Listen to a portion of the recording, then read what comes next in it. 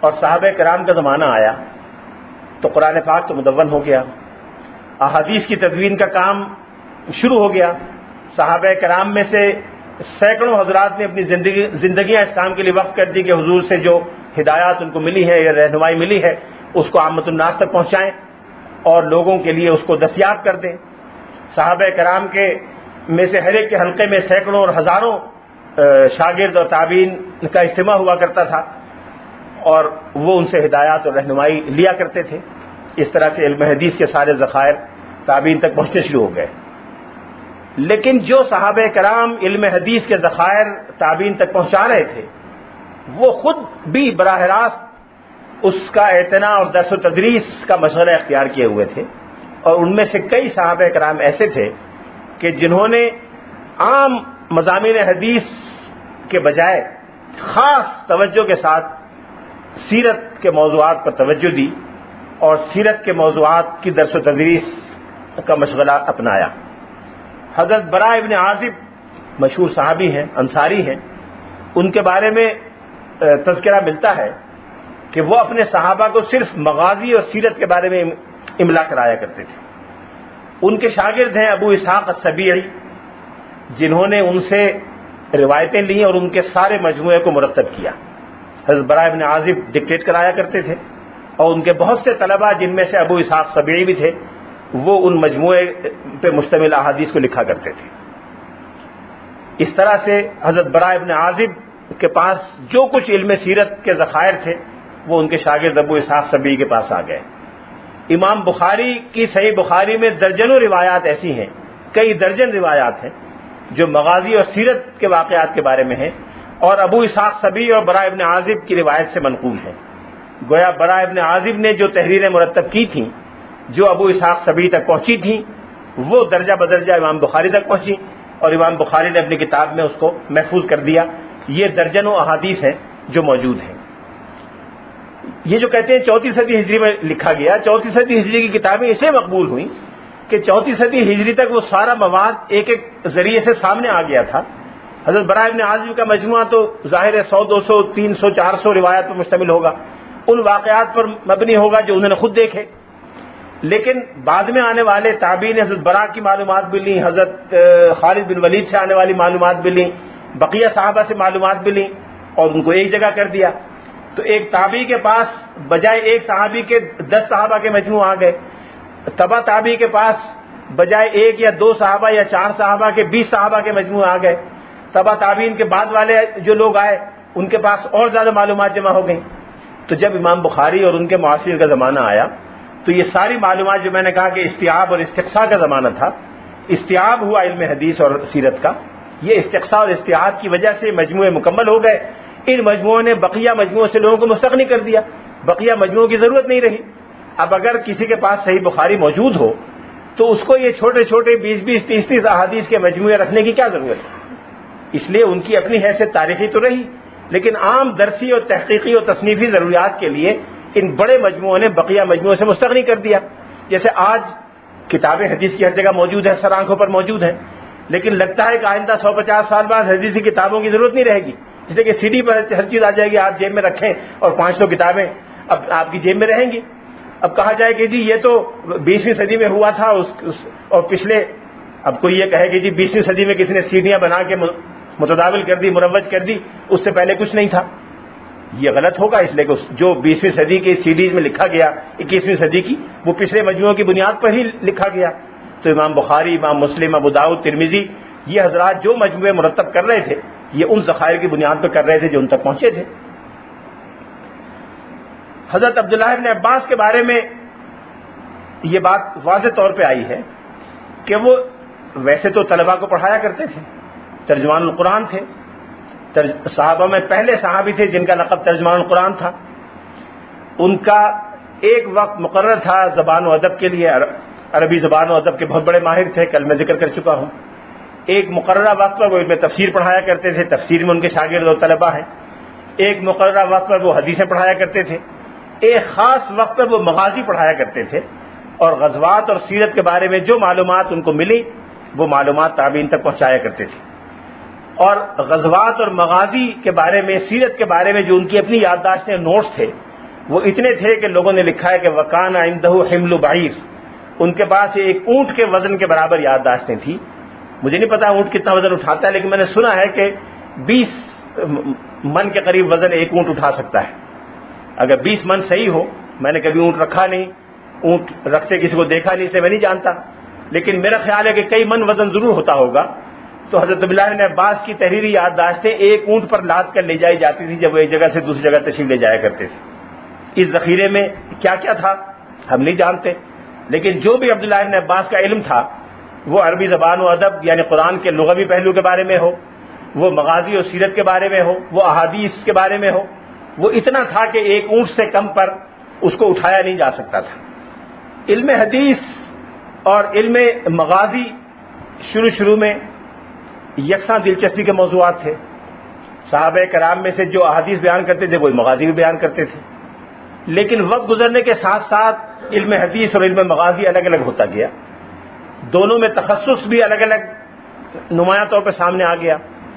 کچھ لوگ مغازی کے متخصص بن گئے، کچھ لوگ علم حدیث کے متخصص بن گئے. پھر مغازی کا مطالعہ دو پہلوؤں سے ہونے لگا، میں کل عرض کر چکا ہوں. کچھ لوگوں نے مغازی کا مطالعہ کیا واقعات اور تاریخ کے نقطہ نظر سے، کچھ لوگوں نے مغازی کا مطالعہ کیا اس نقطہ نظر سے کہ وہ اسلامی قانون جنگ اور قانون صلح کا ماخذ ہے. اسلام کا بین الاقوامی قانون مغازی کی صورت میں زیادہ سامنے آتا ہے. رسول اللہ صلی اللہ علیہ وسلم نے کیا کیا ارشادات فرمائے، لوگوں سے معاملہ کیسے کیا اور کس طرح سے اپنی جنگوں کو مرتب منظم کیا، قیدیوں کے ساتھ کیا سلوک کیا، معاہدے کیے تو کیسے کیے، ان کی پاسداری کی تو کیسے کی. کچھ لوگ یہ دلچسپی دینے لگے.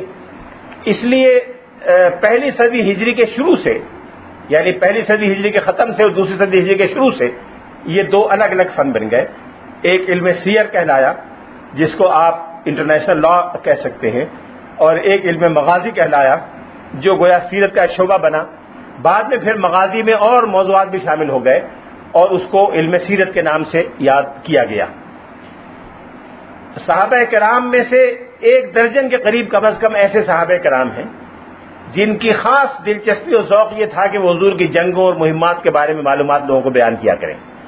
کل میں 12 صحابہ کرام کے نام یا 15 کے بیان کر چکا ہوں جو رسول اللہ صلی اللہ علیہ وسلم کا حلیہ مبارکہ بیان کیا کرتے تھے. حضرت علی بن ابی طالب خاص طور پر، ہند ابن ابی حالہ اور بقیہ لوگ.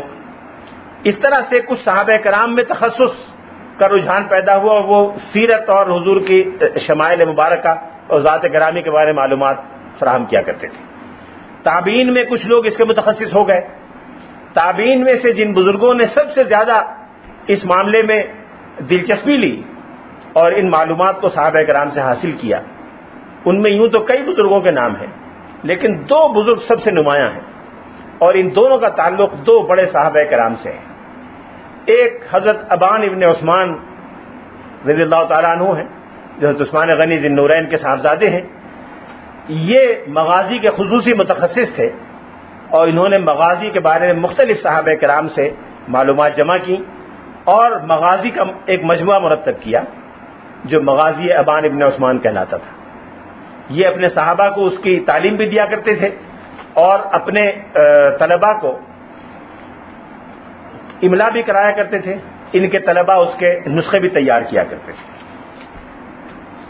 تابعین میں دوسرا سب سے نمایاں نام، بلکہ غالباً سب سے زیادہ نمایاں نام حضرت عروہ بن زبیر کا ہے جو حضرت عائشہ صدیقہ رضی اللہ تعالیٰ عنہ کے بھانجے تھے، حضرت ابوبکر صدیق رضی اللہ تعالیٰ عنہ کے نواسے تھے، اور حضرت عائشہ صدیقہ نے ان کی تربیت میں خاص دلچسپی لی. انہوں نے علم سیرت اور مغازی کے بارے میں ایک مجموعہ مرتب کیا. وہ مجموعہ تحریری بھی تھا اور اپنے طلباء کو وہ پڑھایا بھی کرتے تھے. اس تحریری مجموعے کی تیاری میں بعض خلفاء نے بھی دلچسپی لی اور بعض دوسرے حضرات نے بھی ان سے درخواست کی کہ ان مجموعوں کو ہمارے لیے مرتب کر دیں. چنانچہ انہوں نے وہ مجموعے 1 سے زائد مجموعے مرتب کیے. وہ مجموعے ان کے شاگردوں کے ذریعے بعض والوں تک پہنچے.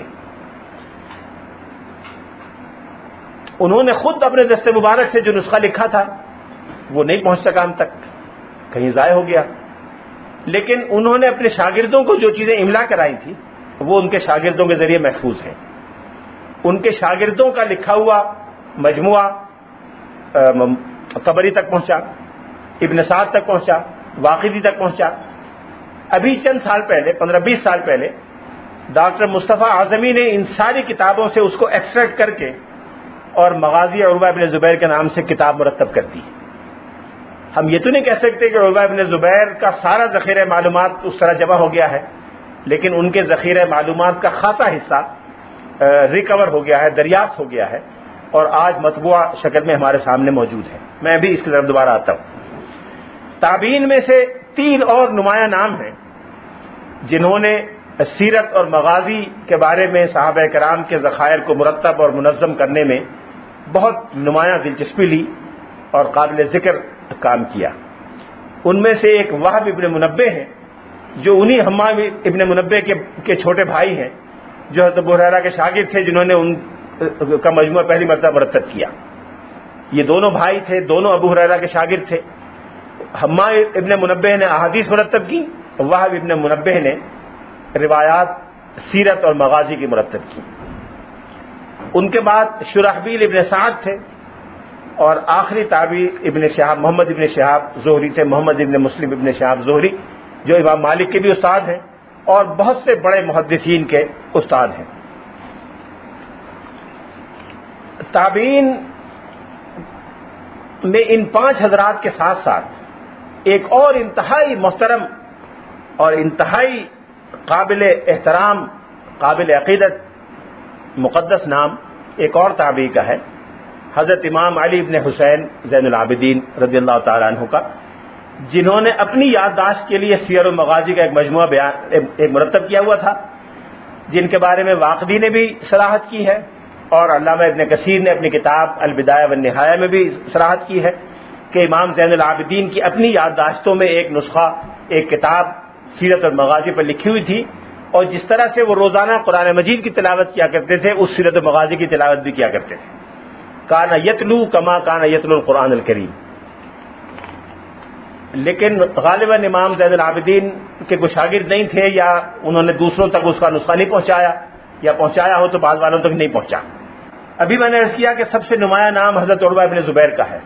حضرت عروہ ابن زبیر ایک طویل عرصہ اپنی خالہ جان کے ساتھ رہے، حضرت عائشہ صدیقہ کے ساتھ، اور حضرت عائشہ صدیقہ کے پاس جو کچھ ذخیرہ علم تھا، سن کر، لکھ کر، زبانی یاد کر کے اس کو محفوظ کر لیا.